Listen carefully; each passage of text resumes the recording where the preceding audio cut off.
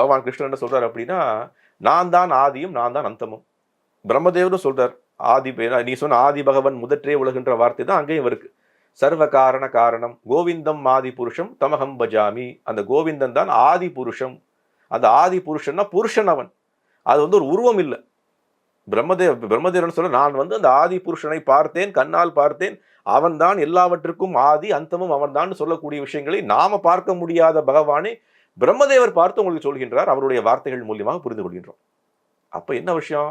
அந்த பகவான்றவர் யார், எங்க இருக்கின்றார், அவருடைய அட்ரஸ் என்ன, அவர் எப்படி இருப்பார், அவருடைய செயல்கள் என்ன, என்ன பண்ணி கொண்டிருக்கின்றார். இன்னைக்கு நம்ம 5 மணிக்கு இந்த இது நிகழ்ச்சி எடுத்துக்கொண்டிருக்கோம். இந்த தேதி 20ஆம் தேதி வச்சுக்கோங்க. அப்ப 20ஆம் தேதி என்ன பண்ணி கொண்டிருக்கின்றார் அவர்? இருக்கு. அட்ரஸ் என்ன இருக்கு. எப்படி அடைவது, எந்த பஸ்ஸை பிடிச்சா போகலாம், எந்த ட்ரெயினை பிடிச்சா போகலாம், எந்த ஃபிளைட்டை பிடிச்சா போகலாம் இருக்கு. அப்ப அந்த பகவானும் நம்மளை போல ஒரு புருஷர். அவருடைய சக்தியில் தான் எல்லாரும் வாழ்ந்து கொண்டிருக்கோம். அவர் தான் கிருஷ்ணன்ற வார்த்தையை பகவத்கீதைன்னு புரிஞ்சுக்கிறோம்.